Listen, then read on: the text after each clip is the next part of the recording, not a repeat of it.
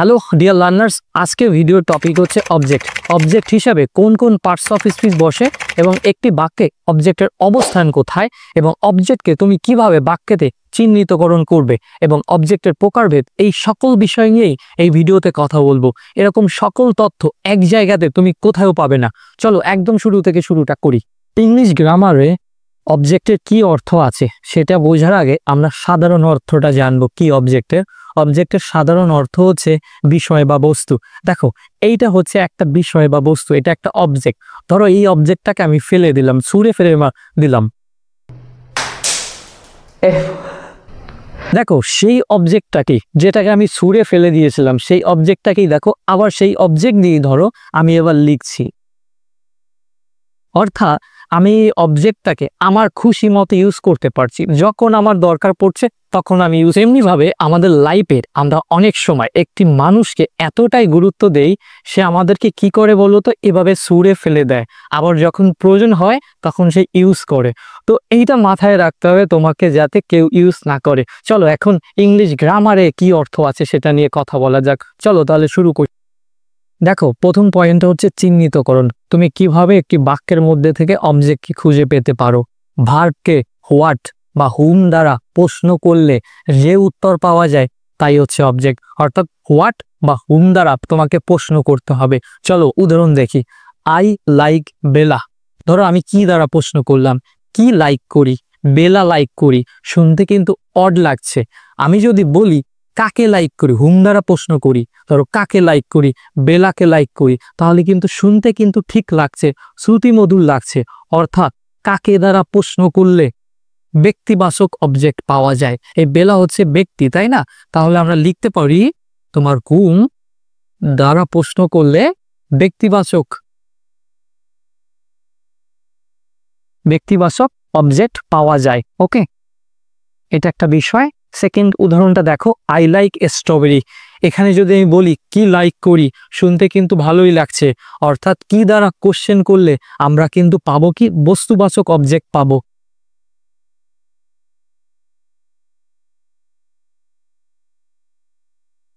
আর একটা উদাহরণ দেখি আমরা। বেলা গেভ মি এ শার্ট। প্রথমে কি দ্বারা প্রশ্ন করি, কি দিয়েছে, একটা শার্ট দিয়েছে। দেখো এইটা হচ্ছে কি বলতো, কি দ্বারা প্রশ্ন করলে আমরা কি পাবো বলতো, বস্তুবাচক অবজেক্ট পাবো। বস্তুবাচক। কাকে দিয়েছে, কাকে দিয়েছে বলতো, মি, আমাকে দিয়েছে। এটা কি হবে বলতো, ব্যক্তিবাচক অবজেক্ট। অর্থাৎ একটা বিষয়ে দেখো, এই দুটো সেন্টেন্সে কিন্তু একটা করে ছিল, একটা করে অবজেক্ট পেয়েছি। এখানে দেখো আমরা কিন্তু দুটো অবজেক্ট পেয়েছি। কখনো কখনো একটা অবজেক্ট থাকতে পারে, কখনো দুটো অবজেক্ট থাকতে পারে। যখন দুটো অবজেক্ট থাকবে তার ক্রমটা কি হবে, কোনটা আগে বসাবো কোনটা পরে বসাবো, সেটা নিয়ে আমরা যখন যখন আমরা ভাগ নিয়ে কথা বলবো তখন তোমাদের বলবো। ওকে, এটা যদি সাম আপ করি তাহলে, অর্থাৎ যদি আমরা হুম দ্বারা প্রশ্ন করি তাহলে ব্যক্তিবাচক অবজেক্ট পাবো, এবং কি দ্বারা অর্থাৎ ওয়ার্ড দ্বারা প্রশ্ন করলে আমরা বস্তুবাচক অবজেক্ট পাবো। ওকে, এটা ক্লিয়ার হয়েছে আশা করি। দেখো একটা এক্সেপশন আছে, ব্যতিক্রম আছে। মেইন ভার্ব হিসাবে বি ভার্ব থাকলে এই নিয়ম চলবে না। কোন নিয়ম? হোয়াট বা হুম দ্বারা তাহলে প্রশ্ন করা যাবে না। আগে বলি বি ভার্ব কোনগুলো। Am, is are was were হচ্ছে বি ভার্ব। বি ভার্ব হচ্ছে হেল্পিং ভার্ব। হেল্পিং ভার্বের কাজ কি বলতো? হেল্পিং ভার্বের কাজ হচ্ছে, মেইন কাজ হচ্ছে মেইন ভার্বকে অর্থাৎ প্রিন্সিপাল ভার্বকে সাহায্য করা। উদাহরণটা আমি একটা উদাহরণ দিই। দে আর প্লেইং ফুটবল। এই বাক্যে প্লেইং হচ্ছে মেইন ভার্ব, আর হচ্ছে বি ভার্ব বা হেল্পিং ভার্ব। এই বাক্যের অর্থ হচ্ছে দে আর প্লেইং ফুটবল, তারা ফুটবল খেলে। আর এর অর্থ কি বলতো, হয় বা থাকা। কিন্তু আর এর এই অর্থটা কিন্তু এই বাক্যে কিন্তু কোনোভাবেই প্রকাশ পায়নি। আর কি করেছে, আর এর ভূমিকাটা কি বলতো, আর মেইন ভার্বকে সাহায্য করেছে। মেইন ভার্বকে সাহায্য করে টেন্স গঠনের সুবিধা করেছে। অর্থাৎ বি ভার্ব বা হেল্পিং ভার্বের কাজটা কি বলতো, প্রধান ভার্বকে হেল্প করা এবং হেল্প করে টেন্স গঠনে ভূমিকা রাখা। কিন্তু কখনো কখনো দেখা যাবে এই বাক্যে মেইন ভার্ব থাকবে না। একটা উদাহরণ দেই তাহলে ভালো বুঝতে পারবে। ধরো একটা স্কুলে হেডমাস্টার থাকে, সহকারী টিচার থাকে। ধরো যে কোনো কারণে হেডমাস্টার অনুপস্থিত আছে, তাহলে সেই মোমেন্টে সেই দিন সহকারী টিচাররাই কি হবে, মেইন ভার্ব হিসেবে থাকবে, মেইন ভার্ব হিসেবে কাজ করবে।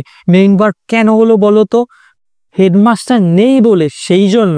সেরকম একটা কেস দেখো, আই এম হ্যাপি, এখানে দেখো এমটা কি বলো তো? এমটা হচ্ছে বি ভার্ব, তার কাজটা হচ্ছে মেইন ভার্বকে সাহায্য করা, কিন্তু এখানে কিন্তু কোনো মেইন ভার্ব নেই, অনুপস্থিত। যেহেতু সে একা আছে, তার কোনো প্রতিদ্বন্দ্বিতা নেই, কিছু নেই, সেই জন্য সে এখানে মেইন ভার্ব হয়েছে। এই ক্ষেত্রে আমরা একে মেইন ভার্ব বলতে পারি। কেন বলি মেইন ভার্ব? বুঝতে পেরেছো? যখন সে বাক্যে একা থাকবে, এই সময়ে তুমি কিন্তু হোয়াট বা হুম দ্বারা কোয়েশ্চেন করতে পারবে না। আরো একটা বিষয় বলে দেই, বি ভার্বের পরে ইন জেনারেল দেখা যায় বেশিরভাগ ক্ষেত্রেই তোমার অ্যাডজেক্টিভ বসে, এছাড়া নাউনও বসবে। সেই বিষয়গুলো নিয়ে আমি যখন ভার্বের ক্লাস নেব তোমাদের, তখন তোমরা ভালোভাবে বুঝতে পারবে। ওকে, দেখো এখন আমরা কথা বলবো প্রকারভেদ নিয়ে। কত প্রকার? অবজেক্ট হচ্ছে দুই প্রকার।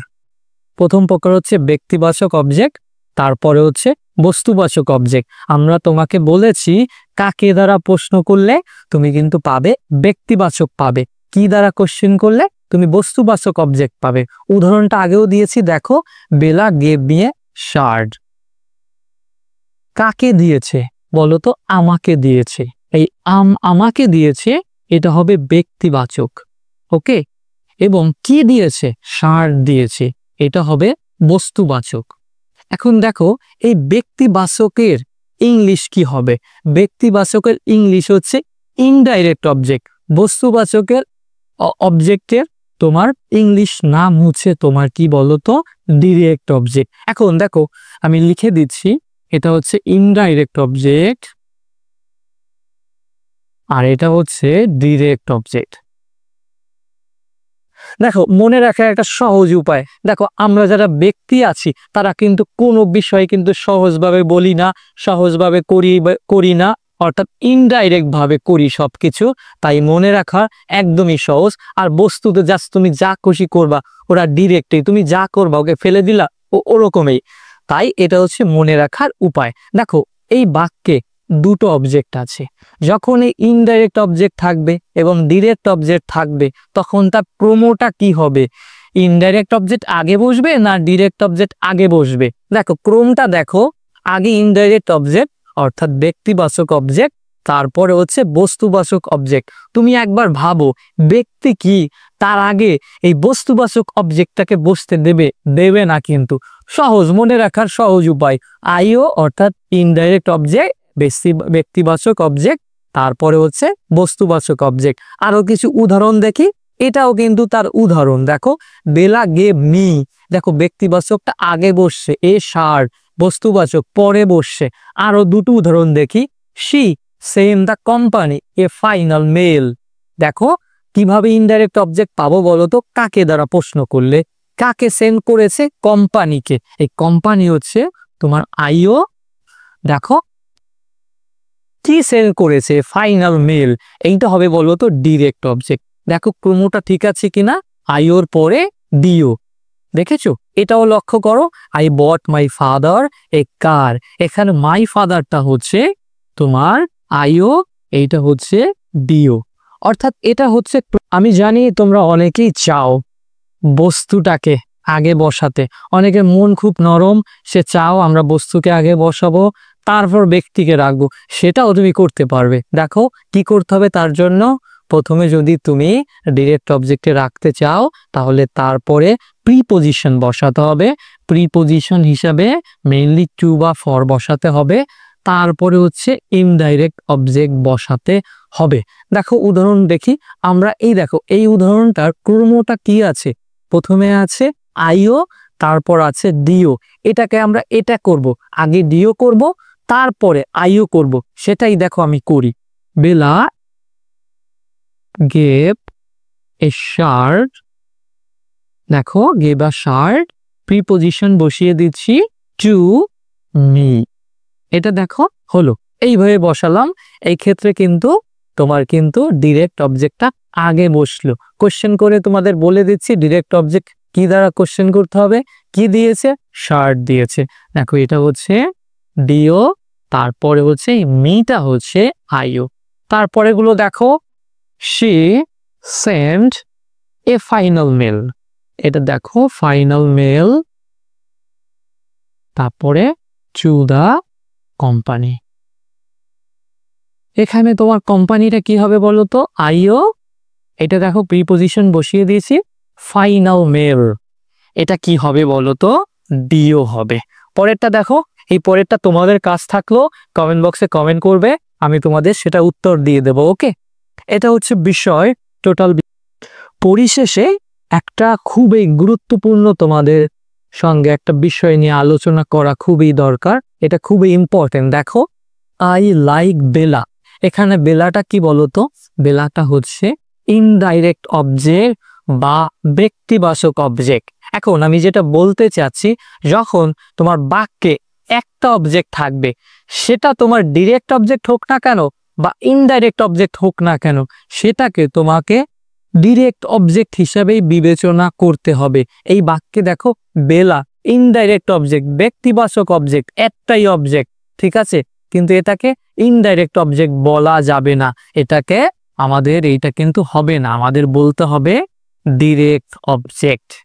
তাহলে তোমার কোশ্চেন হতে পারে, এতক্ষণ যে আমাদের প্রকারভেদ শেখালেন, ইনডাইরেক্ট অবজেক্ট, ডিরেক্ট অবজেক্ট, যদি আমাদের ডিরেক্ট অবজেক্টই বলতে হয় তাহলে ইনডাইরেক্ট অবজেক্টের কি দরকার? দেখো, এই ইনডাইরেক্ট অবজেক্ট, ডিরেক্ট অবজেক্ট তখনই আলাদাভাবে তুমি সঠিকভাবে বলতে পারবে যখন একটা বাক্যে তোমার দুটো অবজেক্ট থাকবে। ধরো যে উদাহরণটা আমি দিয়েছিলাম, বেলা দেখো গেভ মি এ শার্ট, এখানে দেখো দুটো আছে, এই মি হচ্ছে ইনডাইরেক্ট অবজেক্ট, এটা হচ্ছে ডিরেক্ট অবজেক্ট, এখানে কোনো সমস্যা নেই, এখানে যেটা তোমাদের শিখিয়েছে সেটাই।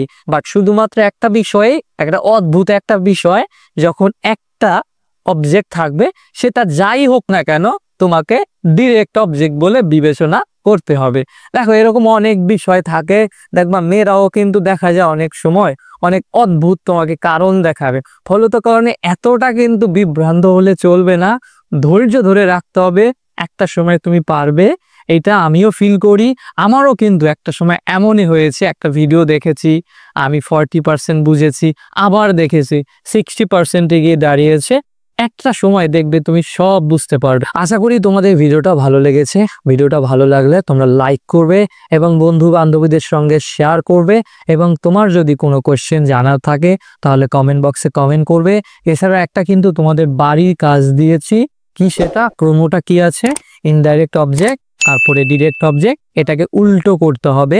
তোমরা এর উত্তরটা অবশ্যই সকলেই কিন্তু কমেন্ট বক্সে কমেন্ট করবে এবং আমি তোমাদের সঠিক উত্তরটা কিন্তু কমেন্ট বক্সে দিয়ে দেব। আশা করি, আমি জানি তোমরা সকলে এটা পারবে, আমি যেভাবে তোমাদের বিষয়গুলো খুঁটিনাটি বুঝিয়েছি।